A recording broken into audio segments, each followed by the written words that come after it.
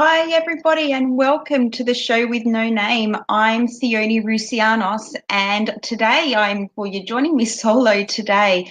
Today, I'm going to be Batman without Robin, I'm Thelma without Louise, Laurel without Hardy, Dr. Jekyll without Mr. Hyde, and only one half of the Bobbsey twins. But it doesn't even matter because we've got somebody absolutely incredible here today who we have spoken to before, but we felt the need to share her message or her team's message further and wider afar. So I'm Theonie Roussianos. Thank you for joining me. Like I said, Adaire Palmer, who clearly is the Mr. Hyde, the Dr. Jekyll and Mr. Hyde side of the relationship, is interstate for another gig at the moment, so she couldn't join me today. So I'm going to have some fun without her.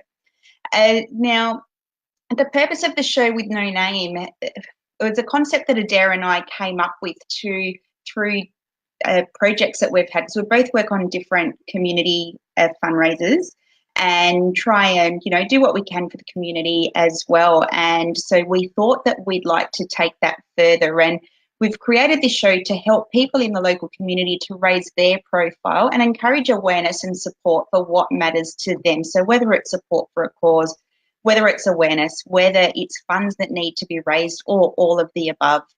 And so we're here today for another special show. Now, I'm not sure if you recall, but a couple of weeks ago, Adaire and I interviewed Rayanne and also Jackie. We've got Rayanne back here today. Now, I just want to, since it's just the two of us here, I want to read her full bio out to you today because her history is actually quite incredible. So Rayanne is an engaging, passionate and experienced facilitator, manager, coach and published author with over 25 years experience in leadership development, change management and developing and delivering training within government, social and community services. Rayanne has qualifications in mental health, positive psychology, training and management, and is well known for her ability to share complex concepts using storytelling, narrative and personal experiences in ways that her audiences relate to and enjoy. Rayanne is a principal master instructor of mental health first aid and delivers health and wellbeing training programs Australia-wide and internationally for private government and not-for-profit organisations through her own company, Transpiral Training and Development. Rayanne's clients include the Australian Red Cross, Families SA, Anglicare, Stanford Hotels, Fair Work Ombudsman, Attorney General's Department, Return to Work SA, GP Access, Relationships Australia, Uniting Care Wesley, Country Arts SA, Ethnic Schools Board of SA, and St John's Ambulance SA, and many more. The reason we're here today, though, is Rayanne's story is quite deep. She moved to Ghana for a year with her husband about 8 years ago, so in 2010, and everything she knew about life was challenged. Her values changed, and life as she knew it was turned on its head. And as she was pushed right out of her comfort zone, she wanted to do something to help and felt overwhelmed by it all. They decided to set up a not-for-profit organisation focused on the most vulnerable, being the women and children, and Aussie Ghana Relief was born. They began as a self-funded charity doing small projects until they had a hugely audacious idea of building the very first women's shelter in Ghana, which they began in 2015. This is a very personal goal. So it's a very personal goal for them, and as you will hear, and fast forward 8 years, and they're now a registered not-for-profit with the tax office, and they're very close to completing the shelter with just $22,000 needed to make it happen, and that's what we're here to discuss today. Welcome, Rayanne. Thank you for joining us again. Thank you for having me again. Sorry if this room, you can't hear me at all? I can now. I can now. Oh, okay. I've actually snuck into a room where I just ran a mental health workshop, and because we ran over time, so I said, can I just use this room? So it's a bit echoey, but hopefully we're all right. Hey, Shani. Sound is fine. Your sound is absolutely perfect. Oh, good. So now we spoke to you a couple of weeks ago about Aussie Ghana Relief and how it all started, but just do you want to refresh everyone's memories about your story and why Aussie Ghana Relief? Yeah, sure. So when we got there, I was completely overwhelmed. I thought I knew everything about life, and I realised that in fact I knew nothing at all.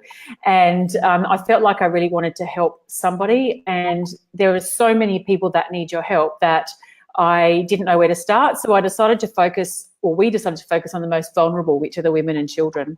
And so we started doing small self-funded projects like orphanage visits and donations and toys, and we've been sending containers over for years. But in 2015, we decided to build the very first ever women's shelter in Ghana, and that's because of my husband's childhood trauma and history as a child that was a victim of family abuse. Okay, and it's quite often where these things just happen from, isn't it? It's usually from a personal experience that you think, no, I need to do something. I need to help these people to make a difference, because you know where they're headed and you know how bad it can get. Absolutely. And he'd had a really horrific childhood, and he was telling our neighbour his story one day, and she said, because his mum ran away when he was 10 or 11, he's not sure exactly how old he was, and she didn't come back for 11 years. And his dad never stayed in Ghana, only for 4 weeks of the year. And he was telling our neighbour the story of how hard his childhood was. He was always hungry. He was beaten when he'd go to school because he hadn't paid fees and didn't have uniforms. And she said, well, why didn't your mum just take you to a shelter? And he said, well, what's a shelter? And she told him, because she opened the first one in Christie's Beach in the 70s, and he came home and he said, my love, this is what we have to do. We have to build a shelter. This is my legacy. Yeah, that's absolutely incredible. Now, you've got a team of people behind you. We have now. Not literally behind you, but behind the project. Yes. And the reason that I saw your story is, now it always goes through, people need to tell people about this stuff, because we weren't connected. I didn't know who you were. I just happened to see a post that Jackie Opie shared. Yes. And who's another incredible woman in her own right, and she's another story for another day. But she is part of your project. So Jackie and her husband are helping you with this as well. Yes, so Craig's already been over once, April 2017, with my husband to do some construction, and they're planning to go back again very soon to, crossing all our bits, actually finish the construction. That's why we're on the big fundraising, because we've got volunteers all booked to come in April, and so we really have set ourselves a target of this needs to be finished by April. Yeah, so you've got the timeline. Now, I know you need the money to get the work complete. Yes. But as far as the work goes, how much is left? What's involved? What's left to Okay. So my husband has spent over $50,000 of his own money to this point, and we've had some donations from friends and little small bits. When he works, he sends money over. But essentially, the land has a wall already around it with big gates. We've got a caretaker's quarters. We've got a well. We've got a beautiful 6-bedroom building up to about this far from the gutters. The roof is on, and thanks to Craig, we've got the internal wooden structure done. But what we need to finish now is to actually finish the brickwork. We have to do the rendering as well, and we have to do all the internal fit out. And then the land itself is just mud at the moment, so we have to do something, because it's a tropical country, so we need to do something to make the land not mud. And we have to bring in the electricity and bring in the mains water and stuff too. Wow. So $22,000 is all you need. I mean, I say all you need. It's not easy to raise $22,000. But $22,000 is all you need to finish this project. And now looking at, so the community in Ghana that you're helping, essentially, how they obviously know what you're doing, am I right? Yes, they do. What's their response been to what, a family in Australia have set out to do? Okay, so it's been varied. The police chiefs all know what we're doing, and the chief who owned the land that we bought from is very supportive. Ghana law was changed in 2007 to say that women have to have a safe place to seek refuge. Over 41% of women are victims of domestic violence in Ghana, and the pervasive level, the thinking is that men have the right to discipline their wives. So this is not seen as domestic violence at the moment. So 2007, law was changed, and the government was compelled to provide women's shelters and services for victims. 10 years on, in 2017, nothing had been done, and we only just found this out last year. And a very amazing lawyer named Martin actually sued the Ghana government, and he won. And if you Google the man who sued Ghana government, the government now have been compelled in the court to show what they're doing to provide services. And so we now feel like this is really going to be a quick win for us, because why wouldn't they say, here's one we prepared earlier?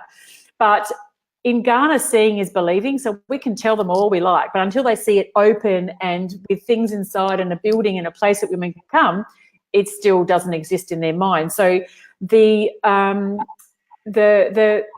community and people understand why it needs to be done. However, on the other side, my husband actually gets a lot of ridicule from people saying, who do you think you are? You're going to break up marriages. You're going to do this. Men should be able to discipline their wife. So along with this, we see a need for a big education campaign and awareness raising, and we're prepared to do that as well. I'll stay as long as it takes to roll it out when we go in April. Yeah, and so that's obviously going to take money as well. So there's going to absolutely, you need a whole heap of support. So your Facebook page is called Aussie Ghana Relief. Facebook.com/Aussie Ghana. Actually, we'll just sit here and wait. I won't sing to everybody, I promise. So Rayanne's Facebook page is Aussie Ghana Relief. So go.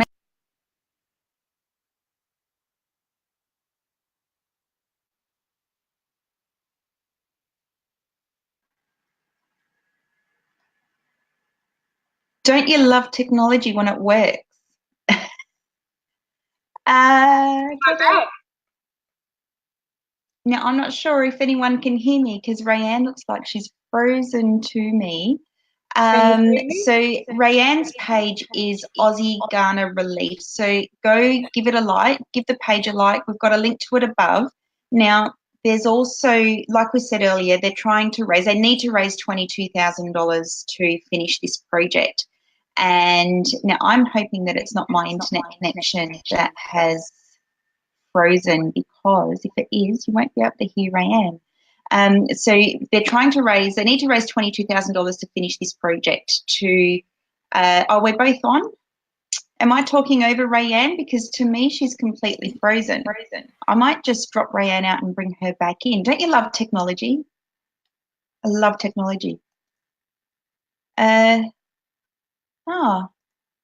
So Rayanne's telling me she wasn't frozen. It must be my connection. I have to say that I am trying to get a better internet connection here, and I'm ringing around all these ISPs, and nobody seems to be able to help me because the NBN's on its way. I apparently have to wait.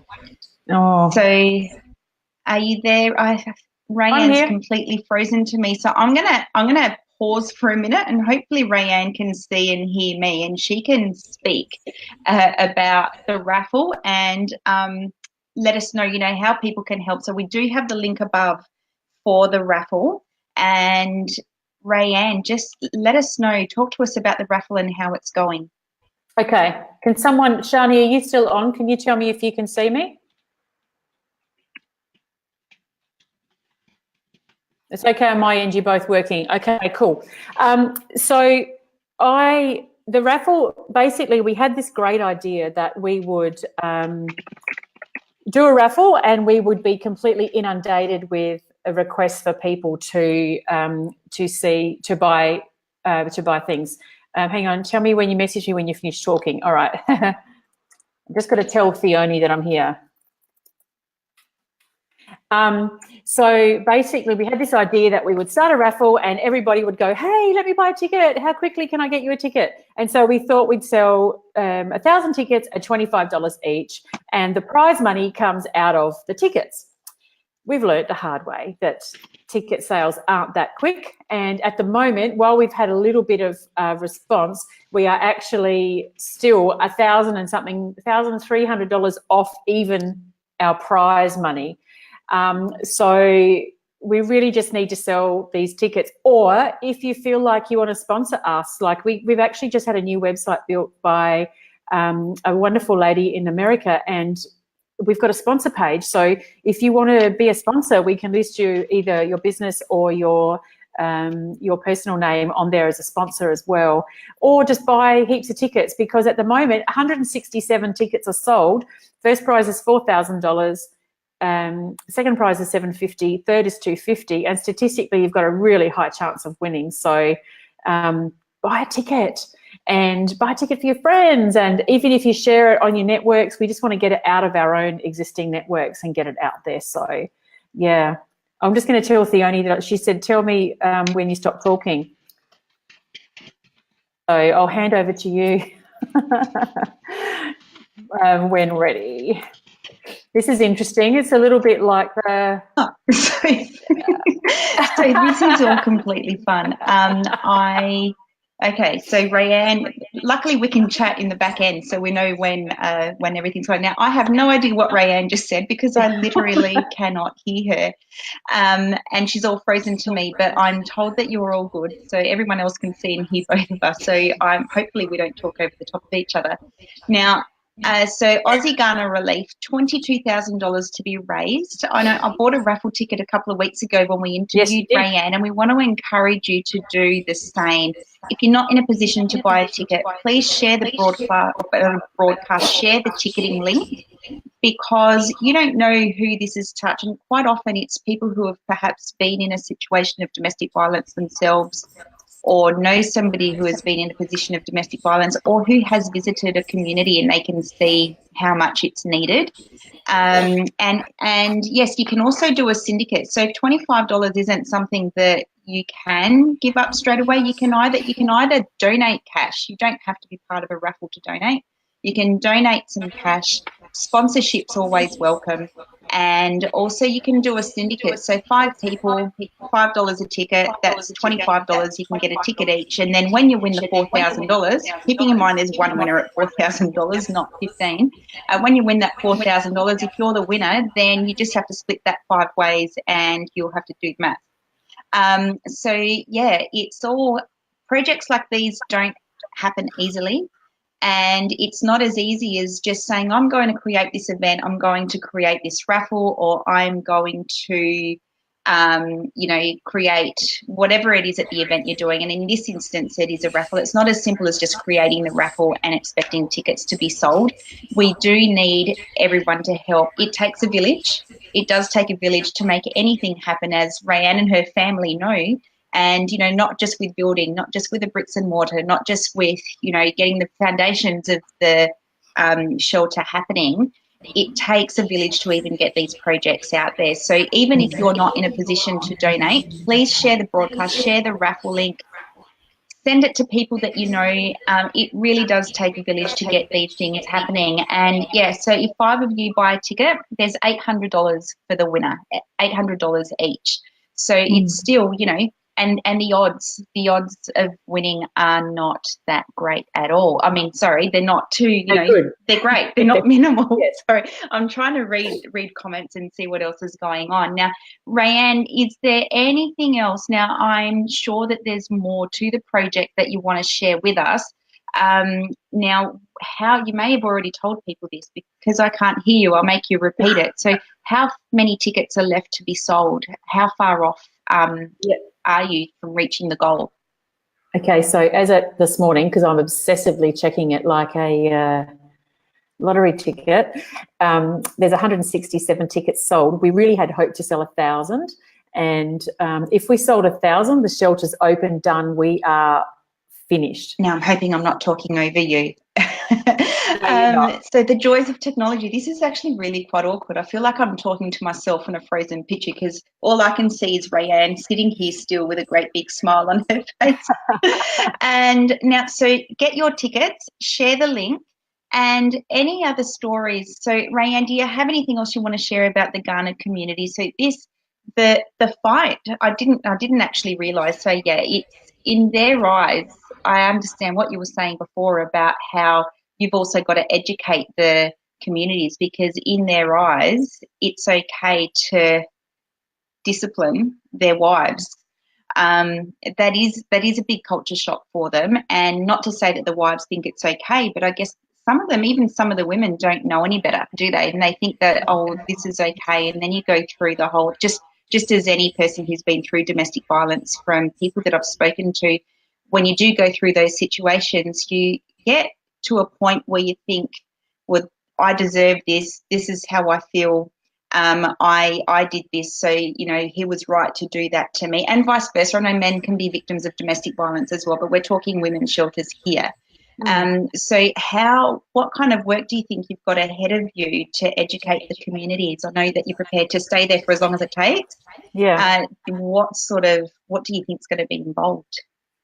So I think there'll be some kind of education campaign using the media, and also we'll spend time going around to, like, police. The Department of Women and Children are answerable to the court case where that Martin won, so they're really the department that are handling the inquiries. We think that there'll be lots of I just got to tell Theonie I'm talking. It's fun.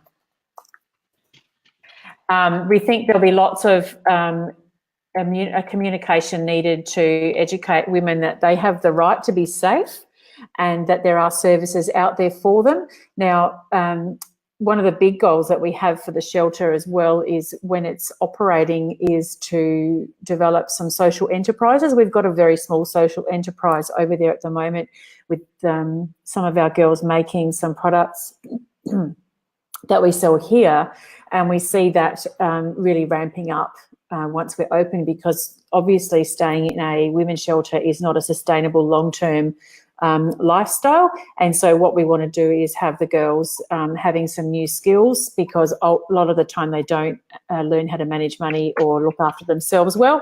So what we want to do is get them to, yay, she's back.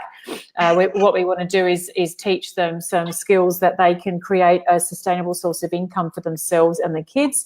We also want to educate them on literacy and numeracy is often not high, so we want to give some basic education so they can manage.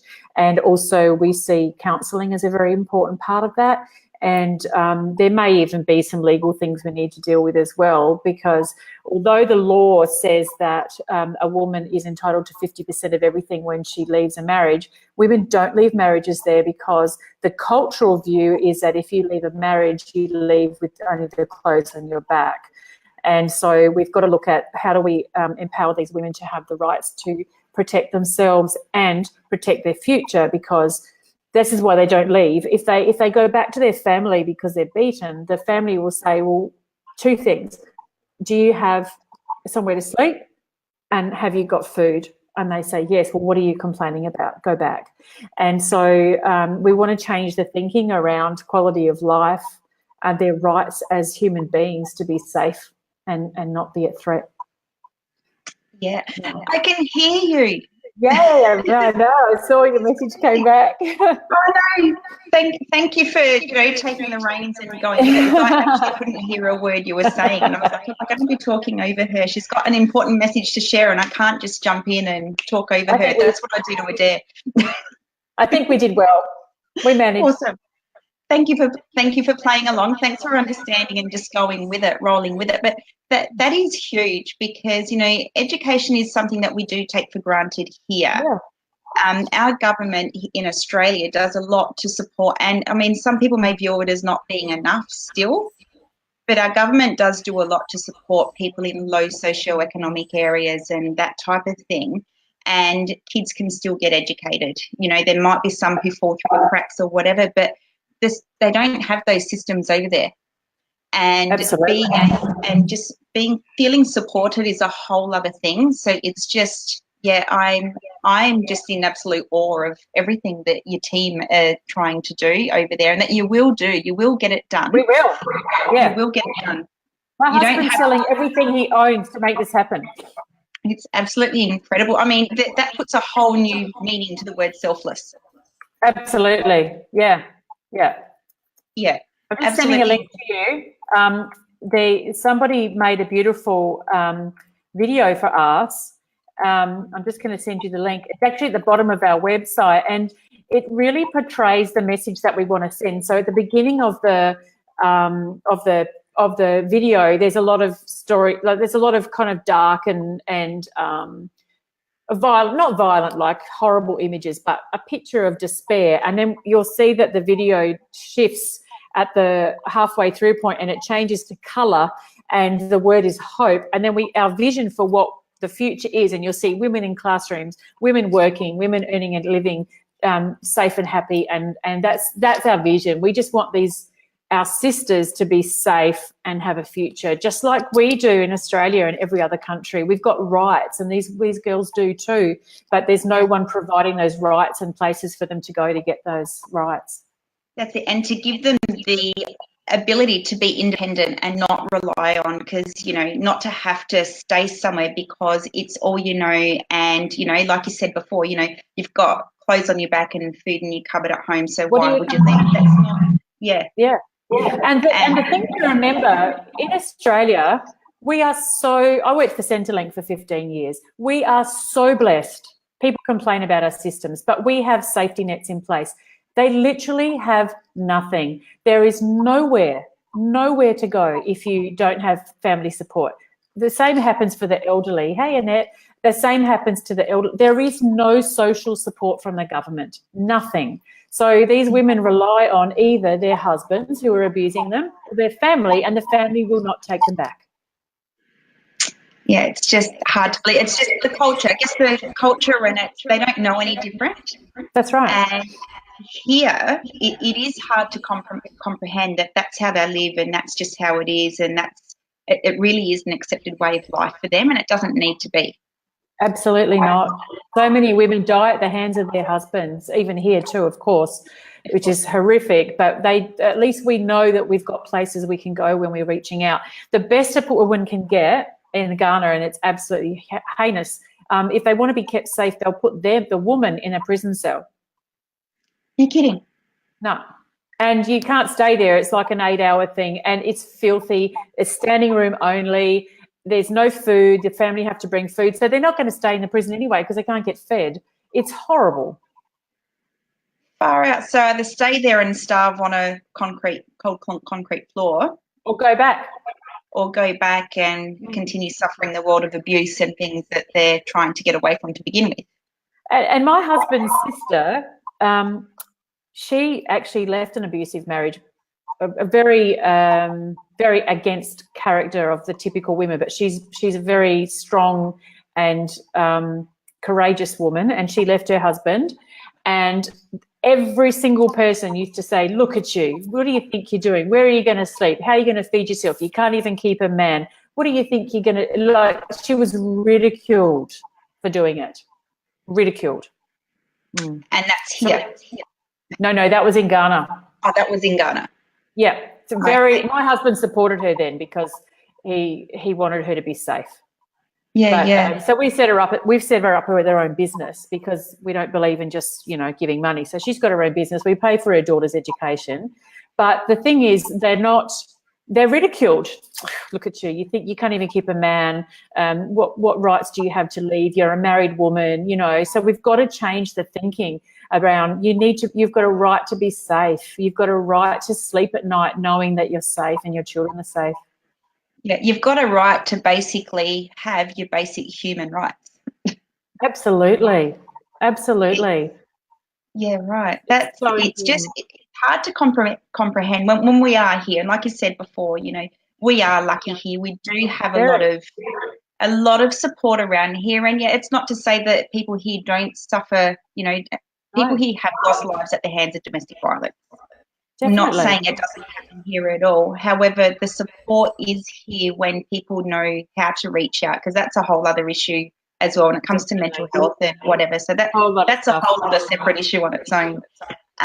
But yeah, it is. It's incredibly sad. It's just, So I love what you guys are doing. I'm following what you're doing. I can't wait to see it happen. And April's just going to be, you're going to have a massive party in April. I can see it with all the women over there. It's going to be huge. So make sure you invite your friends to watch, share the broadcast link to your friends, if you're in any groups or anyone you think that, don't spam this into groups that aren't interested in watching videos on community service, because that's not what we're about. But share this broadcast amongst your friends. The ticketing link is above. Now, tickets are available until 12th of October, 12th is of that October. right? We've got an extension. Excellent. So 12th of October, how many tickets are left to be sold? 833. So 833 tickets in, what have we got, 3 weeks? Yeah. 833 tickets in 3 weeks. Let's help the team get this happening. Ghana need it. Yes. I know people talk about help our own backyard first and all that kind of thing, but it's going to make a huge change. We're not just talking about supplying a bottle of water to somebody. Mm. We're it's not massive. just talking, yeah. And I do understand it's a noisy marketplace with people raising money and having their own charities close to their heart. And that's why we thought, rather than say, hey, can you give us a donation, let's give people a chance to maybe win some money. Because at least they're kind of, they might have an opportunity to win some money. So that's why we took this approach, because, yes, we've had some donations, but it's, everyone has their favourite charities that they'd like to help. And I understand that. But we are a fully tax-deductible charity too, if people want to give a donation, and I can give the details for that. Yeah, and have you... did you just buy 5 tickets? Bless you. I think -5, halfway there. Is that right? Equals 5, -5, you're halfway there, yeah. Oh, no. Thank you, Annette. Thank you. Thank you, Annette. So now, and this is the thing, so you're not just saying give us some money, it's a bit of fun. You're giving people the opportunity to win something out of it themselves and do what you want with it. You can, literally do whatever you like with it. And who wouldn't want $4,000? I know. Now, have you got sponsorship? No. Look, I'm new to the not-for-profit thing. We started this as a self-funded charity. We never thought we'd be asking for money, and now this is bigger than us, and we need to give people the opportunity to help us, is how I have to reframe it. And so, look, sponsorship would be amazing. We are naming one room the Liz Collins room, because one of my friends gave us $4,000. So that one room will be named after her. So if people want to give sponsorship, we can name rooms after them. We can list them on the website, or they can be anonymous donors. And we've got a special charity bank account that we put that money in. I mean, it hasn't got any money in at the moment, but that's the plan, to have money in there to send over to do the building. And my husband actually leaves on Saturday because some of the things you just can't do over the phone. And so it's costing us big time for him to go, but he has to go. And so my goal is, while he's still there, that the raffle will close and I'll be able to send him some money to keep building. That's the ideal. Yeah. So let's do what we can to help make that happen. Like you said, this is bigger than you.